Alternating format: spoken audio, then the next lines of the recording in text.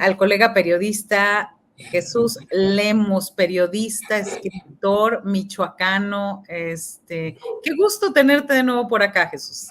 Querida Marta Olivia, qué gusto estar contigo, siempre un placer poder platicar. Hace rato, pues que no cruzábamos palabras, mi querida Marta Olivia, pero qué gusto, Sí. me da mucho gusto poderte ver y saber que vas muy bien. Gracias. Gracias.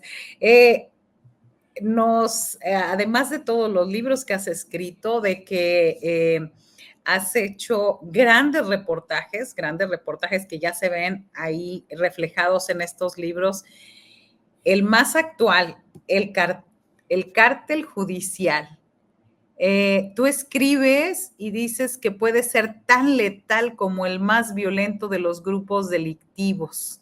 Así que, y también señalas que al más puro estilo de las organizaciones criminales, como si se tratara de un cártel, así opera el Poder Judicial en México. Cuéntanos de tu más reciente libro, Jesús. Muchas gracias, Marta Olivia. Pues fíjate que sí, el libro El Cártel Judicial es un libro que ya llevaba varios años preparándolo desde que salí de la cárcel y pues solamente intento hacer una exploración a profundidad sobre lo que es el Poder Judicial, pues para encontrarme lo que ya hemos visto y lo que ya sabemos muchos al día de hoy, mi querida Marta, que el Cártel Judicial pues es un bodrio de corrupción, que no hay, son muy pocos los jueces, los magistrados que se pueden salvar del señalamiento, pero que en términos generales tenemos el Poder Judicial más corrupto, yo creo, de toda la historia de México, donde los jueces, los ministros, los magistrados, pues no nada más se benefician con grandes sueldos, con grandes apoyos económicos que significan los fideicomisos que manejan y todas las prebendas que tienen como clase élite de gobierno, sino que también, pues entre ellos se cubren, se protegen, como lo digo yo y como tú bien lo dices, al más puro estilo de los grupos de la delincuencia organizada, pues están ellos cometiendo ilícitos que no se dejan ver hacia el exterior, ellos mismos los sepultan, los ocultan y a final de cuentas solamente evidencian lo que es este México de la putrefacción política y de todos los grupos que se enquistan dentro de los poderes ejecutivo, legislativo y por supuesto el judicial. Esta revisión que hago en el libro del cártel judicial, pues revela que aparte de los beneficios económicos que tienen los jueces, magistrados y ministros, pues también estamos hablando de que tienen una cola muy larga, que ellos mismos se la cuidan de no pisársela y que son, pese a que muchos jueces, magistrados y ministros responsables de muchos delitos, son ellos mismos los que propician la impunidad, porque hasta el día de hoy no hay un solo juez, no hay un solo magistrado, no hay un solo ministro tramposo o corrupto que esté frente a un ministerio público. Y de eso es de lo que va este libro que acaba de salir apenas ahora en el mes de enero y que pues bueno, ya está circulando en diversas librerías, Marta Olivia. Sí, Jesús, en este sentido, ha influido y a raíz de estas últimas revelaciones que hizo Salvador Frausto en Milenio de esta reunión de la presidenta de la Suprema Corte de Justicia de la Nación convocó a gente del PRI, gente del PAN, Santiago Krill no fue. Esto significa, y digo porque acabas de revisar ese tema, esto significa que ahora más que nunca la Suprema Corte está politizada y va a jugar un papel bastante evidente en esta elección. Definitivamente, mira, Marta Olivia, sería tonto pensar que el Poder Judicial no está imbuido en un tufo político.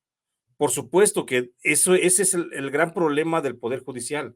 Se corrompió desde el momento de la reforma de Ernesto Zedillo, cuando se le dio participación a los partidos políticos, a los propios presidentes de la República, para poder determinar a qué magistrados, perdón, a qué ministros iban a colocar dentro del Poder Judicial. Desde la reforma de Zedillo, el Poder Judicial quedó imbuido de ese tufo político. Y es un tufo político que hasta la fecha no se le puede quitar.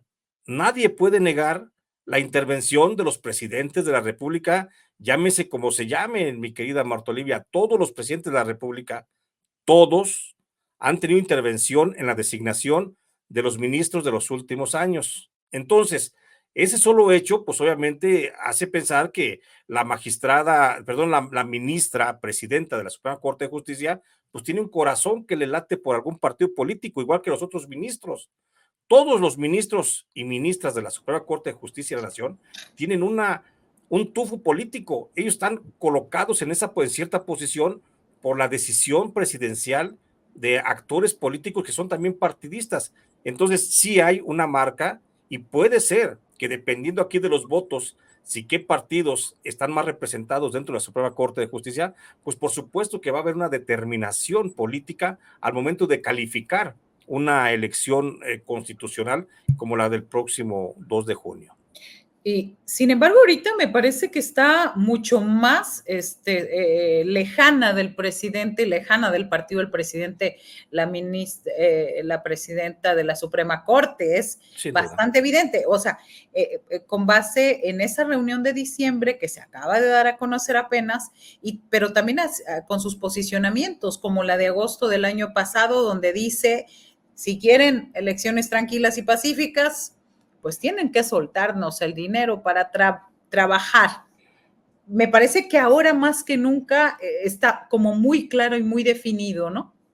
Creo que sí, no hay duda de eso. El Poder Judicial de la Federación se quedó plenamente definido desde esa confrontación, a final de cuentas, que existe entre el presidente López Obrador y la ministra Norma Piña. Ahí hay un choque frontal, no lo podemos negar.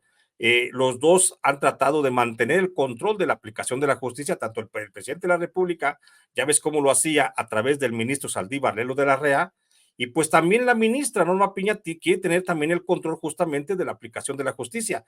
Eso es innegable, eso es innegable. Que hay una necesidad de control del Poder Judicial, por supuesto. Ahorita es quién tiene el control del Poder Judicial.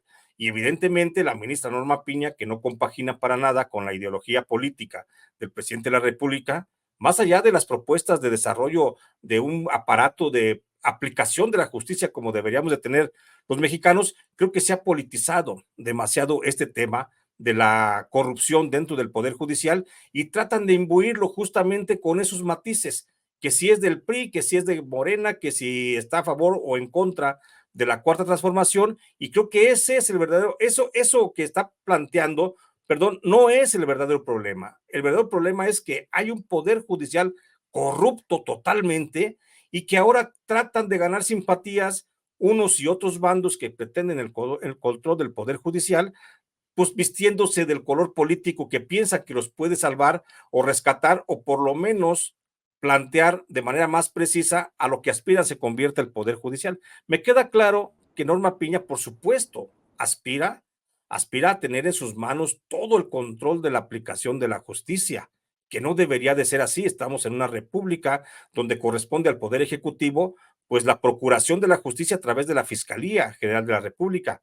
Y es una parte importante. Y parece ser que esa va a ser la siguiente disputa que podríamos estar viendo en el próximo sexenio. Pero por lo pronto, creo que tenemos un poder judicial que no lo hemos sabido dimensionar los mexicanos hasta dónde está de corrupto y creo que solamente lo estamos viendo con matices políticos, que realmente eso es lo último que nos debería de interesar. Grave, y grave porque estamos hablando de un tema en que tú sabes y que lo viviste bastante bien. A Claro. partir de, ¿cómo fue que nació la idea de hacer este libro? Cuéntanos, Jesús. Fíjate, Marta, ya lo refieres tú eras directora de la Casa de los Derechos de Periodistas cuando justamente nos conocimos cuando yo recién acababa de salir de la cárcel y yo estuve en la cárcel preso acusado por el gobierno de el genocida Felipe Calderón, que me acusó de ser un miembro del crimen organizado nada más porque publiqué las relaciones que tenía su hermana Luisa María Calderón Hinojosa con el cártel de la familia michoacana. Los desnudé, los encueré, cómo eran los Calderón Hinojosa, su relación con el narcotráfico, y pues bueno, eso me valió ir a la cárcel durante 3 años y 5 días.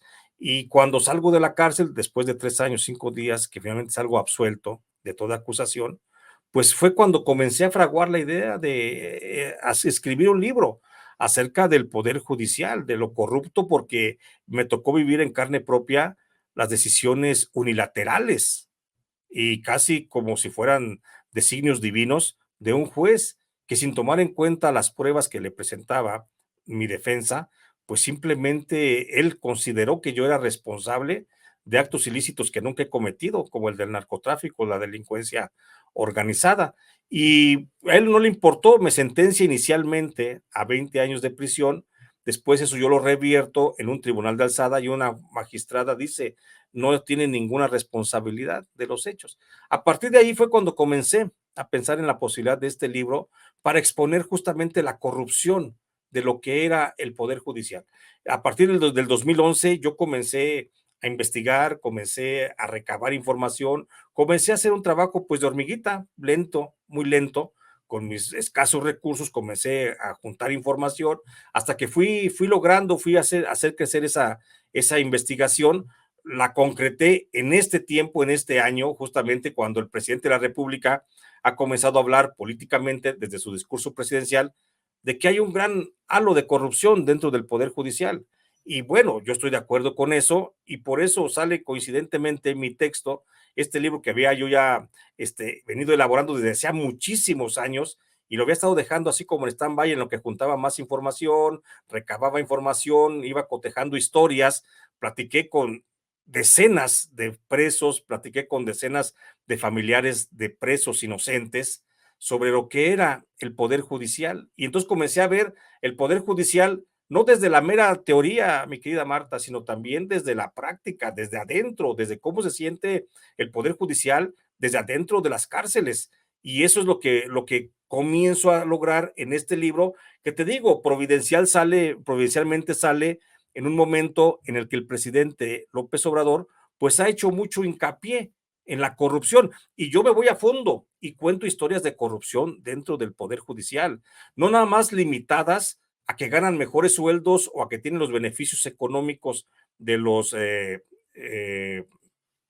fideicomisos, sino que también me voy y encuentro otros delitos como tráfico de influencias, nepotismo, relaciones con el narcotráfico, dictado de sentencia a modo o con venta de sentencias, incluso hay delitos de tipo sexual dentro del Poder Judicial que se quedan callados y nadie los menciona, nadie los toca, hay temas de usura dentro del Poder Judicial y ahí están, digo, todos esos delitos, hago un compendio de todo lo que pasa dentro del Poder Judicial para explicarle a los lectores justamente de que no solamente pues es que ganen y vivan como reyes los magistrados, ministros y jueces, sino que se comportan como reyes verdaderamente. No hay nadie que los pueda cuestionar, no hay nadie que les pueda exigir cuentas de sus riquezas, no hay nadie que investigue lo que pasa dentro del Poder Judicial, porque ellos mismos se cobijan, porque han convertido al Consejo de la Judicatura Federal,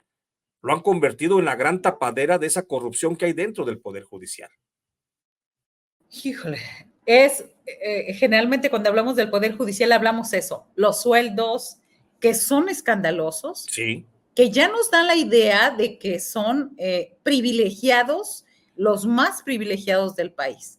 Pero esto que nos dices es tremendo, o sea, cuestiones sexuales. Sí. Por ejemplo, tú hablas de nepotismo, algún nada más, ahora sí que en un poquito de spoiler de tu libro y Claro. que digas dónde está, pero ¿qué fue en tu labor como reportero?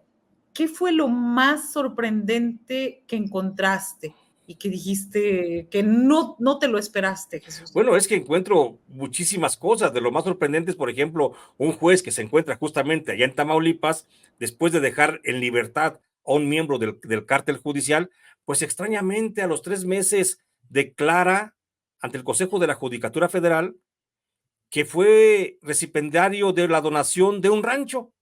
Así, un rancho como con 14 hectáreas de terreno que se lo regaló alguien, no dice quién se lo regaló, no dice cómo se lo regalaron, pero que simplemente lo legitima al declararlo ante el Consejo de la Judicatura Federal.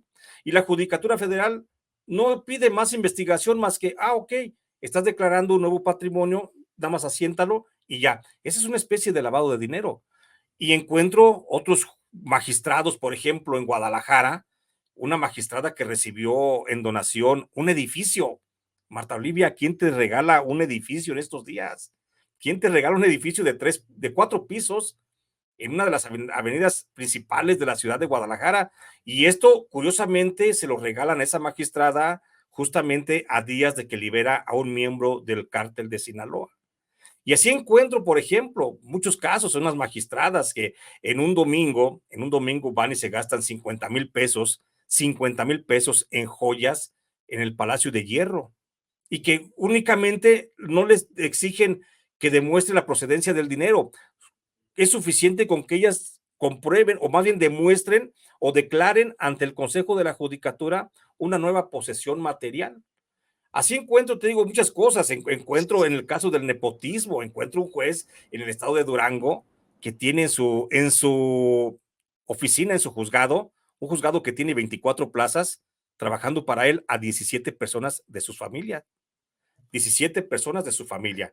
La hermana, tiene hasta la esposa y a la concubina en la misma oficina, tiene sobrinos, tiene cuñados de las dos partes, o sea, tiene una red de nepotismo tremenda. Ese en el caso del estado de Durango. Hay otro en el estado de México, otro magistrado, que tiene 7 trabajadores, familiares, hijos, primos, cuñado, hermano, hermana, trabajando también para él. O sea, ese tipo de cosas. Encuentro un magistrado que cometió violación sexual contra una trabajadora en el Poder Judicial de la Federación. Violación sexual, Marta. Violación sexual de una trabajadora que cometió y ocurrió dentro de un juzgado. ¿Y sabes cuál fue la sanción? A la trabajadora la despidieron y a él lo reubicaron. Nada más. No lo dieron a conocer ante un ministerio público, no lo llevaron ante el ministerio público para que respondiera por esa falta grave. Y yo te puedo decir que en la investigación que hago detecto por lo menos 22 casos de agravios sexuales contra trabajadoras del Poder Judicial cometidas por magistrados y por jueces. Y no hay ninguna sanción. Nadie va ante el Ministerio Público. ¿Por qué? Porque el Consejo de la Judicatura Federal, a final de cuentas, termina resolviendo todo como en casa, termina haciendo acuerdos y no judicializa los casos. Es de verdaderamente escandaloso. Encuentro, por ejemplo, en un tribunal colegiado de la Ciudad de México, que se establece una red de nepotismo, le prestan a los trabajadores, pero le prestan dinero del fondo, es decir, del presupuesto del propio tribunal, y ese presupuesto lo maneja el magistrado, bueno, en este caso es una magistrada, lo maneja como si fuera de su propia, pues de su propiedad o su peculio, y lo maneja y cobra intereses leoninos, a tal grado que termina con una red de corrupción, de préstamo y de usura dentro del tribunal, que aquellos incautos trabajadores asalariados de base del Poder Judicial que llegan a pedirle prestado, terminan perdiendo sus casas, sus vehículos, es más, terminan enajenando la nómina para pagar los intereses por años, Marta. Y eso se lo resuelven ahí. Nadie da parte al Ministerio Público. La Fiscalía General de la República, que debe estar muy atenta en todos estos casos, ni por enterada, porque simplemente todo lo absorbe el Consejo de la Judicatura Federal. Y tú sabes, el Consejo de la Judicatura Federal, pues no hace esa voluntad de impunidad, nada más porque sí. Esa decisión viene justamente tomada desde la ministra, perdón, Norma Piña, que es la que decide proteger a tanto juez corrupto. Y digo, podríamos irnos así, aventarnos, pero, Sí, pero, pero esas relaciones, lo que te puedo decir, Marta, es que a lo largo de este trabajo encuentro que todos los cárteles de las drogas, que en México son 74 cárteles, los que operan en todo el país, 74 cárteles, bueno, todos los cárteles de las drogas tienen un juez favorito que les otorga libertades a los miembros de esa agrupación en el momento en que lo solicitan. Así de fácil y así de corrupto está el Poder Judicial. Qué grave, qué fuerte. Mira, nosotros, ya es un niño de pecho el juez carnal Sí, acá de Francisco N. Faustino Gutiérrez Pérez, que yo lo he exhibido aquí. Este señor se convirtió en el fiscal carnal. Él es el fiscal de oficio, perdón, es el juez de oficio de los García Cabeza de Vaca. La sí, mayor sanción después de que la Fiscalía General de la República dijo que era el juez de oficio, la mayor sanción fue moverlo de Reynosa a Matamoros a otro juzgado. sí, Es decir, 92 kilómetros, lo cambiaron de ciudad. Oh, qué gran castigo, ¿no? Y sí, el señor sigue haciendo exactamente lo mismo. Qué grave. exactamente. No hay autoridad dentro del Poder Judicial. Te digo, el Consejo de la Judicatura Federal, que debería de hacer las labores de administradores y de aplicación de la justicia dentro de ese poder, no permiten que se haga nada. Todo lo solapan, todo lo tapan, todo con la venia y con la protección de alguien, de un magistrado, de un ministro, de incluso jueces que tienen muchas buenas relaciones dentro del Consejo de la Judicatura, son los que llegan a esta posición de decir, no le hagas nada, muévele para acá. Es decir, dentro del Poder Judicial, Marta, para que nos entendamos pronto, no hay más poder que el de los ministros de la Suprema Corte de Justicia. Ellos son los que deciden y ellos son los primeros en opacar la aplicación de la justicia para los propios jueces.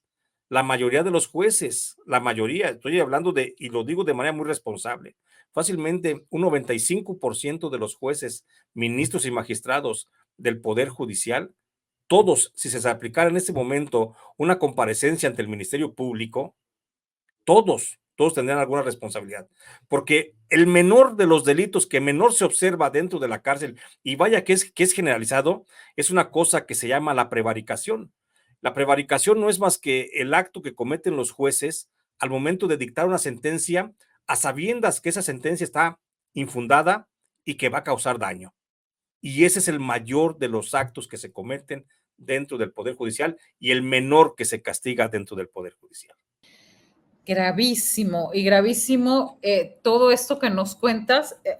Ahora sí, dinos, rápido recuerdo el caso de González Alcántara de Carrancá. Él fue propuesto por el presidente Andrés Manuel López Obrador y ya antes había estado, del 2000 al 2003, estuvo como presidente del Tribunal Superior del Distrito Federal, entonces Distrito Federal. ¿Qué pasó ahí? Ahora sí que tú que anduviste por ahí, ¿cuál fue el conflicto por el que se va del lado más oscuro? Y digo más oscuro porque está del lado de Cuello Trejo, de Gil Suart, de todos esos negocios, de los cabeza de vaca, de los panistas. O si sabes esa parte, o qué es lo que hace mover a un ministro para irse de un bando al otro. Pues simplemente, simple Marta, para no dar tanta vuelta, Pesos y centavos. por supuesto que son pesos y centavos justamente lo que hace que los intereses de estos ministros, de estos ministros, estamos hablando como el caso que refieres, es únicamente una relación con el poder, porque hay que decirlo de esa forma. Los ministros son tentados poderosamente por la cúpula empresarial del país y hay ministros que no están al servicio de la aplicación de la justicia ni se deben a la población. Hay ministros que, sin importar la procedencia, de dónde vengan propuestos o quién sea el que los impone o los propone para que sean electos finalmente por el Senado, terminan sirviendo a los intereses del poder. Yo te puedo asegurar, porque ahí lo refiero en mi libro, que no hay un solo magistrado, perdón, no hay solo ministro de la Suprema Corte de Justicia de la Nación que no haya intervenido en alguna decisión para que se diera un resultado en la aplicación de la justicia favorable a los intereses del capital. Los que verdaderamente gobernaron, y te estoy hablando de la época, pasé una referencia rápida, en la época del presidente Enrique Peña Nieto, de la Suprema Corte de Justicia, que privó en ese tiempo, estuvieron al servicio de los grandes potentados económicos, de los grandes empresarios, y los grandes empresarios los podemos mencionar con los dedos de una mano. Estamos hablando de Carlos Slim, estamos hablando de este señor de TV Azteca, de Ricardo Cenas Pliego, de los Bayeres, de Germán Larrea Mota Velasco. Ellos son los verdaderos y los principales dueños de la aplicación de la justicia, y ellos pudieron comprar magistrados como Carrancá, como otros más que han estado siempre al servicio, como el propio Saldívar, Lelo de la Rea, que estuvo también al servicio del poder económico, que ha tratado de recomponer su situación, se ha ido hacia un lado político y se ha inclinado hacia un grupo político en el poder, es otra cosa, pero él está salvando solamente su pellejo, porque también es una fichita que si le hurga un poquito, va a pasar como aquel ministro que lo hicieron renunciar al principio de esta administración. Tú te recordarás, Marta, uno que fue también Procurador General de la República, y lo hicieron renunciar para no llevarlo a la cárcel por todo el expediente que tenía. Entonces, estamos hablando de una gran nata de corrupción que está en el Poder Judicial, que está ahí justamente en la Suprema Corte de Justicia de la Nación, que permea hacia abajo en el Consejo de la Judicatura Federal, y que ese manto cubre de impunidad a todos los jueces y a todos los magistrados del Poder Judicial de la Federación. Eduardo Medina Mora, creo. Eduardo Medina Mora, justamente, hablamos de ese. Jesús, ya no nos spoilees más porque hay que ir a comprar el libro, hay que ir a comprarlo. Dinos en dónde, cómo lo podemos encontrar, cómo podemos hacernos del libro y sobre todo, pues, dónde te encontramos para que nos vayas diciendo. Gracias, Marta. Siempre bien agradecido con tus atenciones. Mira, pues el libro lo pueden encontrar en todas las librerías, ya está circulando en todas las librerías del país, el Cártel Judicial, pero hay gente que lo prefiere en su domicilio, pues fácilmente pueden a una de esas aplicaciones en Amazon, por ejemplo, y les llega sin mayor problema a su domicilio. Está en todas partes. El libro está en Sanborns, en Gandhi, en Gonville, en Hidalgo, en El Sótano, El Péndulo, en todas las librerías del país, allí lo encuentran, y mucho agradecería el apoyo de tu amable audiencia para respaldar este trabajo a través de la compra del libro. Y pues ahí me encuentran, Marta, como siempre, en mis redes sociales, me encuentran en todas mis redes sociales, soy J. Jesús Lemus Barajas, y todos los días también transmito a través del YouTube en mi canal J. Jesús Lemus, en punto de las 9 de la mañana, también ahí hago revisión, hago un postmortem de la información que se genera todos los días, y pues ahí ando, me encuentran también escribiendo para algunos medios nacionales. Ahorita estoy colaborando con el medio Sensontle 400.mx, también estoy colaborando con La Opinión de México, y estoy colaborando con El Sol de Yucatán. Entonces ahí me encuentran, ahí hago periodismo, Marta. Muy agradecido. Muy bien, pues muy bien, Jesús. Ojalá te podamos ver más seguido y ojalá podamos seguir en comunicación para estar enlazados y para que te vengas a dar una vuelta acá por Tamaulipas. Pero por supuesto que sí, yo con mucho gusto, queda Marta Olivia, estoy a tus órdenes como siempre, las veces que me invites aquí voy a estar contigo y tu amable audiencia. Muchas gracias por esta entrevista, así que vayan a comprar el libro y también búsquenlo. Ahorita vamos a poner las redes sociales. Gracias, Jesús. Un placer. Gracias, Hasta Marta, hasta pronto. luego.